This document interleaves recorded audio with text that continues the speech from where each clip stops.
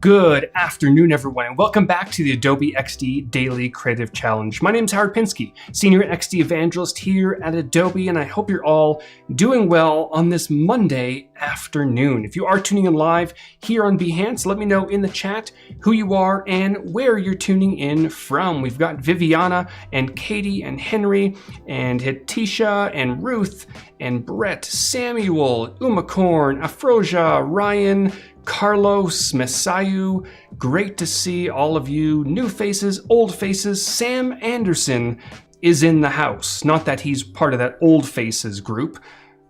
I don't know. Maybe he is. I don't know. Great to see you, Sam. One of the members of the Adobe XD team. He helped bring audio triggers and voice interactions to life. And in fact, possibly I think it's on Thursday, we're going to be diving into audio triggers. It's going to be a lot of fun. Katie from New York City and Henry from the UK, Carlos from Texas, Sam from New York, another Sam from Los Angeles. Great to see everyone. All right, so day number, I got to check because I don't remember these things. Days go by so weirdly and quickly these days. I don't know. Let's hop over to my screen and let's go over the Daily Creative Challenge. So, starts off last Tuesday, you got your first challenge. And we have 9 challenges in total. So we're working our way through. We're on challenge number 5. Behance.net/challenge/XD. We also have challenges for Photoshop and Illustrator as well. Hit the big blue register button at the top yet if you haven't yet, so you're notified when new challenges are released. Every single day, Monday to Friday, except the first Monday, you're going to receive one of these challenges. And this time around, they're not necessarily progressive, but they all fall into the same theme of mobile design. And in specific, we're designing for a social media application. And the next set of challenges that I'm going to be running in March are all going to be about web design. So we're shaking things up a little bit. It's going to be fun. If you have suggestions, definitely shoot them to me on Twitter. You can join us in our Discord community chat. Right over here, we have something like 60,000 designers in Discord. Crazy amount of amazing people. Hop in there, get information about the challenges, share tips and tricks, ask questions. More importantly, if you're participating in these challenges, hop into the challenge channel, and there's just a ton of people sharing information, sharing their designs, feedback, all sorts of things. It's a wonderful community, so hop in there and have a good time. Watch us live. I'm live 2 o'clock Pacific time every single day during these challenges. And all throughout the day, we have some amazing content. You just watched a wonderful UI and UX stream. It's great. So watch our live shows. I'm live 2 o'clock Pacific time all week. And then finally share your work. Behance or on Discord like I just showed you. All right. So we started off last week with our profile page using libraries and assets. We moved on to our scroll groups to create scrollable cards. We designed out a friends list using repeat grids. On Friday, this was a lot of fun. We designed out an emoji picker, which I just had a ton of fun with, using nested components. And today, we're talking about 3D flipping. Talon, we were literally just talking about this a few hours ago. The world has collided. We're going to be designing a stories experience. And by the way, if you enjoy these live streams, wonderful. If you prefer more condensed, very straightforward content, here's Twitter. Here's what we're going to be designing today. But also on my YouTube channel, youtube.com/Howard Pinsky, I have all of the challenges over these 9 days, starting from last Tuesday, in fairly, shorter videos, not half an hour long. So head over there, you can watch that. But today we're going to be designing this. So we have a story experience and it flips over using 3D transforms to the next one. All right, so let's hop over to Adobe XD. Boop, there we go. And we are going to get going. Now, in this template, in addition to some of the inspiration and the link to today's video, let me hop over here. I did provide a little bit of a wireframe. So if you do want to get going very quickly and you have not been participating in these challenges, you can go ahead and just start right here. I am going to cheat just a little bit. I do have on this document here, I do have a more higher fidelity version of this over here to the left. But we're not going to be using this right away. We're actually going to be starting on this blank artboard right over here to the right, and we're going to build out that experience. So if you're familiar with stories, I would imagine you are. Basically, every application in the world has stories.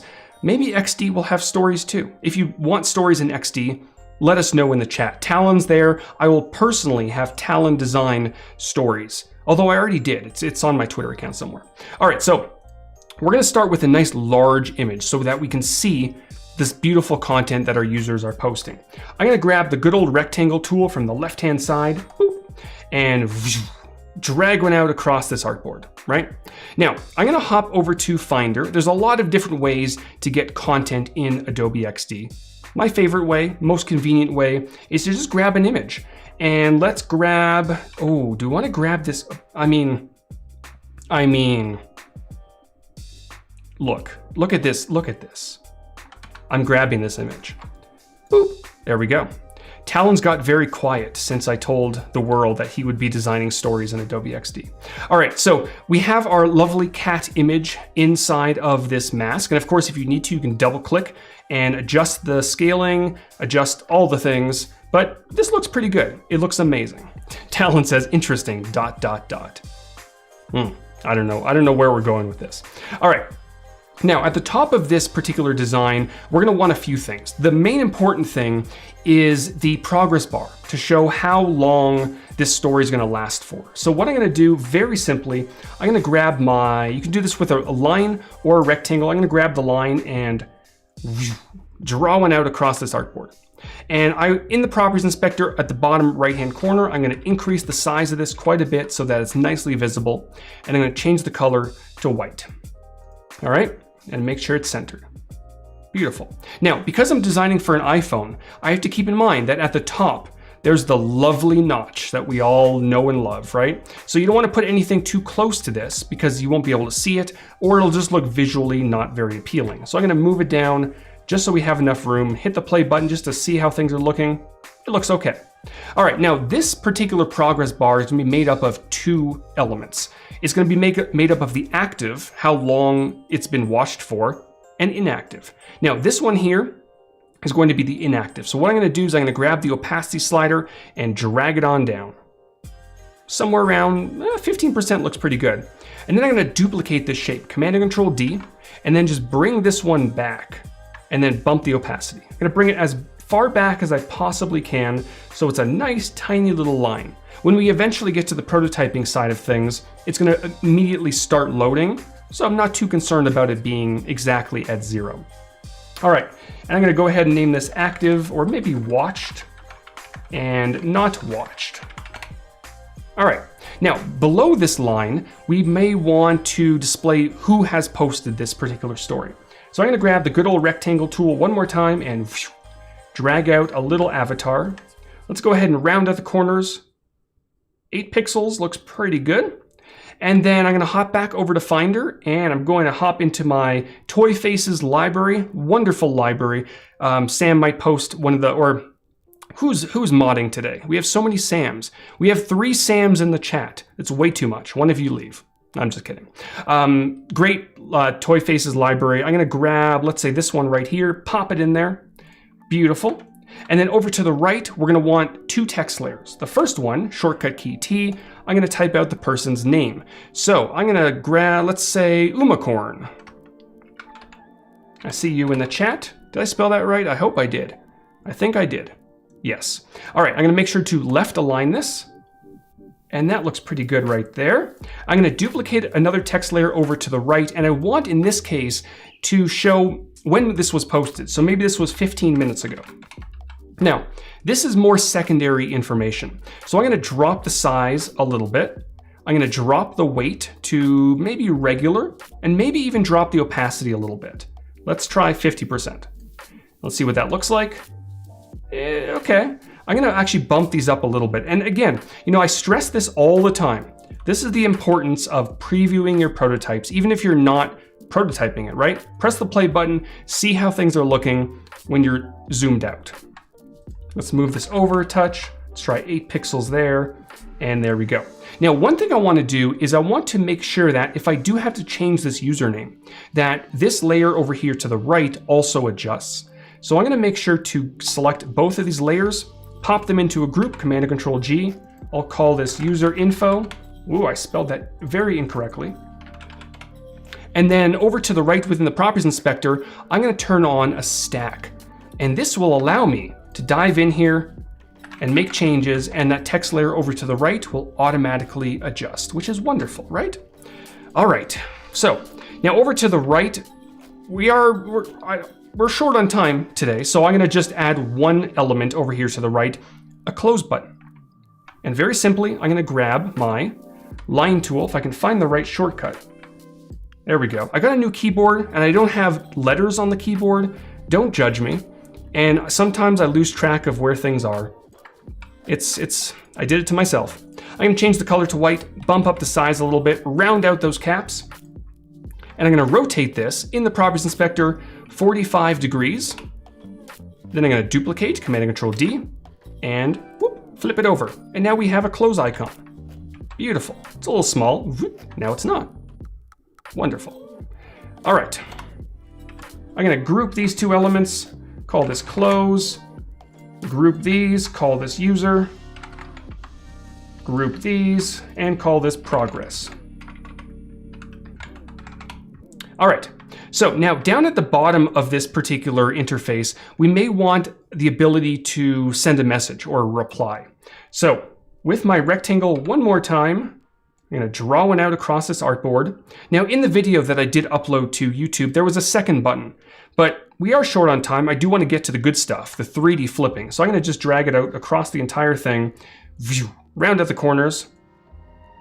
And there is that home indicator at the bottom of these iPhones, so keep that in mind as well. And maybe to bring in some of the color of this wonderful image in the background, we may want to use a background blur, because of course we do, right? So I'm gonna turn a background blur on, and let's try setting this to, that doesn't look too bad. I'm gonna set the border to white and then drop the opacity so we can bring in some of that color.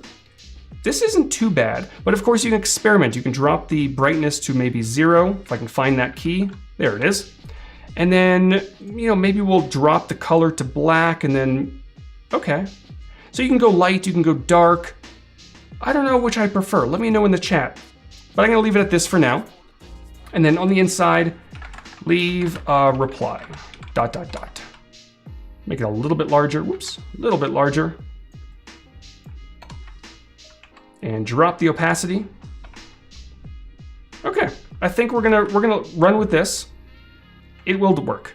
I can maybe even drop this down to light. Yeah, there we go. Okay, so this is looking pretty good. Again, there are additional elements we can absolutely add. A lot of people are saying light. Okay, all right, I see you. Lighter, okay, made it a little bit lighter. It's a little bit tricky with accessibility with these background blurs. You gotta be careful with them, right? But for now, we're gonna run with it. Now, of course, again, like I mentioned, there are additional elements that we can definitely add to this experience, like the ability to share, another little button over to the right, some text on top of the image, all these fun memes and stuff like that. But we're gonna move on. Let me actually, this looks okay. So what we wanna do now is, now that we have the first story in place, we wanna start working on the second. So I'm gonna grab all the elements in my layers panel, holding down Shift and clicking that first one. I'm gonna group them all, Command and Control G. No, that's H. See, the downside of having no letters on your keyboard. I'm gonna call this was Umacorn. All right, now we want the second story. So I'm gonna grab the entire group, duplicate it with Command and Control D. And this one, who do I see in the chat? I see Samuel. So this is Samuel's story. So we're gonna dive in here and make some changes.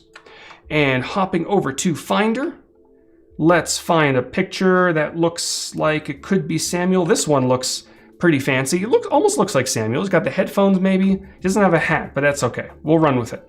Drag this on there. And Samuel, again, there's the benefit of using stacks. And let's change this to 45 minutes. All right. And now, of course, we need an additional photo. So let's hop back over to Finder into our good old neon photo folder. And let's go ahead and grab, oh, I don't know, there's so many interesting images. Boop. There we go. All right. Now we're definitely seeing some issues up here, right? And one thing you can definitely do to help solve this is to add a little bit of a gradient. So if I grab my rectangle, I can drag one out just like this. And instead of a solid color, we're gonna switch it over to linear gradient. Both colors are gonna be set to black, but the one at the bottom, I'm gonna grab the opacity slider inside of this color picker and drag it on down. Then I wanna make sure that it's below all of that content. So it just gives a little bit of, gives a bit more contrast to some of the elements back there. And you can drop the opacity a little bit so it's not too harsh. And of course, depending on the image you're working with, you can maybe increase it like that, just so that we have this looking pretty good, right? All right, wonderful. So what we want to do now, we have both stories. We have Samuel's story and we also have Umacorn's story. And now we want to set it up for 3D transforms. What we're going to do is I'm going to select Samuel's story, which is going to be the second story in the group. And I'm going to activate 3D transforms from the right-hand side in the Properties Inspector. We've got this lovely little gizmo that we can use. So I'm going to go ahead and rotate it on the, I believe this is the X-axis. Let me just double check. It's the Y-axis. I'm going to rotate on the Y-axis, about 75 degrees. So I'm going to hold down my Shift key, and it's going to rotate by 15 degrees at a time, just like that. You don't have to rotate it a full 90 degrees, totally fine like this. Then you're going to use this handle right on the middle, and you're going to push it back and then over, so it lines up. You're noticing on the right-hand side, it's going to line up right about there, right? Perfect, just like that. Now, you're noticing that this popped onto the pasteboard, and you don't want that, right? And Aubrey, but there we go. Aubrey says, my transform kept ending up on the pasteboard. And that's completely fine, as long as you take the extra step to ensure that they all come together, right? So you're noticing, again, it's on the pasteboard. I'm gonna just make sure to select all of this content. So I've got all of it. I use the marquee selection, hold down Shift, whatever you want, and then Command and Control G to group them. And you're noticing they're now all within the same group on the same artboard. I'm gonna call this Stories.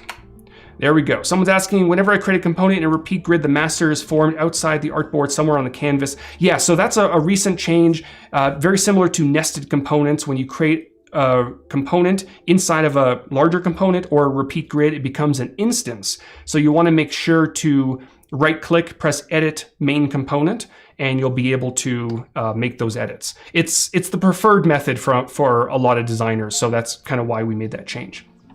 All right, so I've got this looking pretty good. And now what we want to do, we want to start setting up the interactions. So on this first story, I'm going to duplicate the artboard over to the right. And all we're going to do in this case is we're going to dive in here, grab the watched layer, and just drag that line all the way over to the end till it snaps into place. Easy, right? Here's where things get fun. We're going to duplicate this one more time, Command and Control D. And this is where we're going to reveal Samuel's story. So with the entire group of stories selected, we want to make sure that the whole group is selected.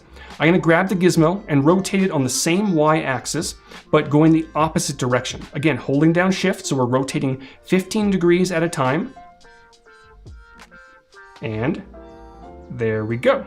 So now we can see Samuel's story, and we just shift it on over like that. And of course, if there is a little bit of Umacorn's story popping out, we're just gonna grab that story and just shift it on over just a tiny little bit. All right. And then we can do the exact same thing with Samuel's story, duplicate one more time, dive in here, grab the watched layer, and then shift it on over. There we go. All right, so we've gone ahead and created all of our stories. We have 2 of Umacorn's stories for the time trigger. It'll rotate to Samuel's story, and then Samuel's story will complete. And now we can go ahead and wire this all up. So hopping over to prototype mode right at the top, I'm gonna select the entire artboard for the first story. This will allow me to create a time trigger over to the second.